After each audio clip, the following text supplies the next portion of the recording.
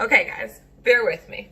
But today we're going to do something a little bit different, and we are going to make Play-Doh. Now, first things first, you need your ingredients. So we are going to need flour, salt, oil, cream of tartar, water, and then food coloring if you have it, which I do not, but we will get to that next.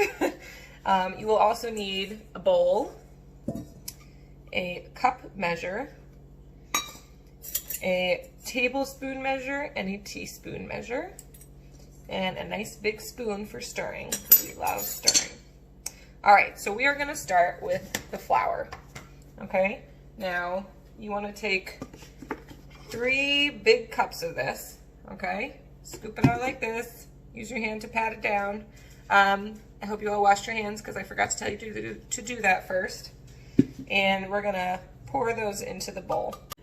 Okay, so you've got your flour, right?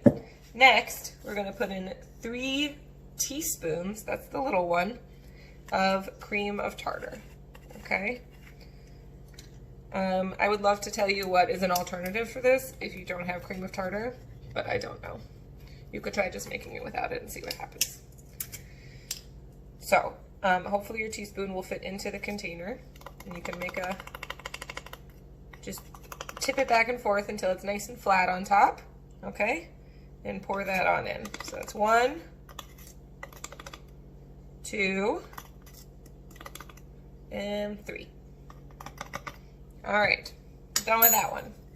Next, we are going to get to the salt. Now, this calls for a whole cup of salt. So I hope you guys have extra in your house. But we're gonna fill up our cup measure, okay? All the way to the top.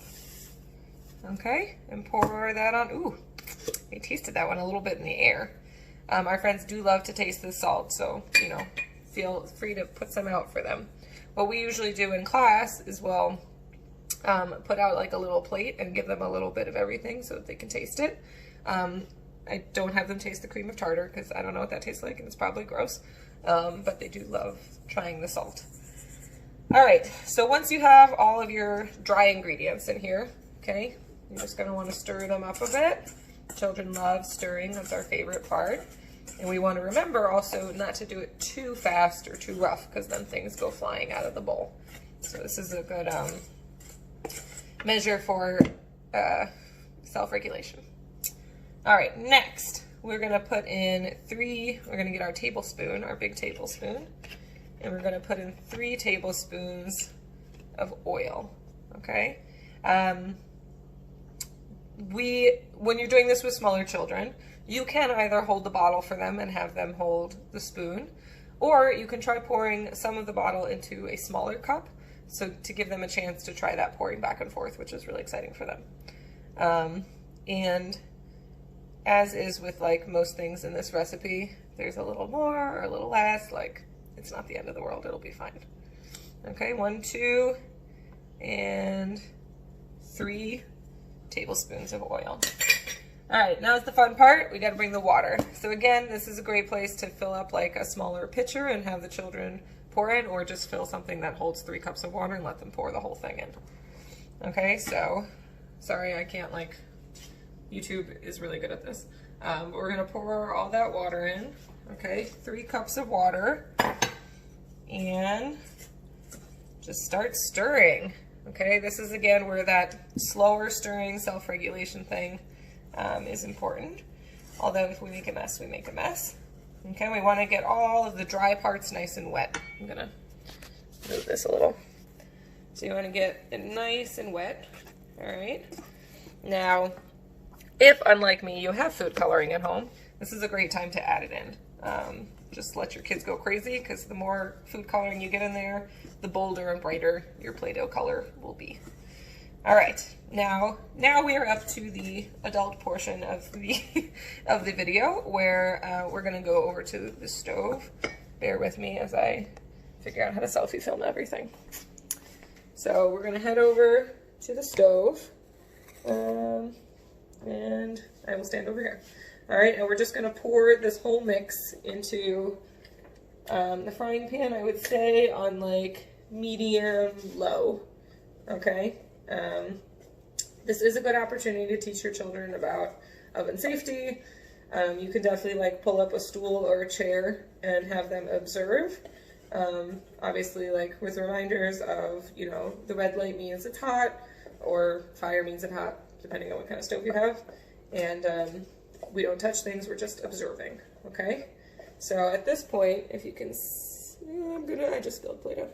Okay, so at this point, our Play-Doh is like kind of like cake batter, okay? So we're just gonna pour that on in to our hot, our warming frying pan, and get that all in there, okay? Now I'm gonna skip ahead a little because it's a little boring to watch Play-Doh. But if it's this kind of liquidy, don't worry about it, okay? We're gonna skip ahead to where it goes. All right, guys, so as you keep working, you see how it's getting lumpier and lumpier? This is great. I'm gonna have to put down the phone to actually stir, but I will come back in a second. So we are finishing up the Play-Doh here. As you can see, it's gotten nice and chunky, sticking a little bit to the bottom. So we're gonna remove it from the heat, okay? Just try to scrape up these little bits. And then we're gonna give it about, I'd say like 5 minutes to cool down. You can put it onto a different surface. I would recommend spreading it out a little bit because the next part is where it gets really. All right, so our Play-Doh is cooled down a little bit. It's actually nice and warm now. All right, so now this is the most important part.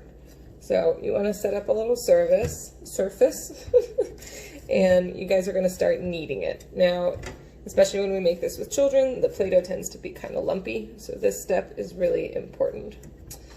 Now, flashing back to all those other people who don't have food coloring, like me, we're going to show some alternatives. So one of them is glitter. If you have a little glitter, colored sand, sequins, sparkles, confetti, anything like that, you can set out a little bowl, have your child sprinkle them in, and just slowly fold them back in. Alternatively, and what I'm going to be doing today, is you can use flower petals and leaves. I've got some nice mint leaves here, so we're going to pick some of those. I've got some tulips that have seen the end of their better days. All right, so we're going to get a little bit of green. Ooh, it's going to have a nice smell too. Green leaves in here. Yeah, Eva. And some of these yellow petals.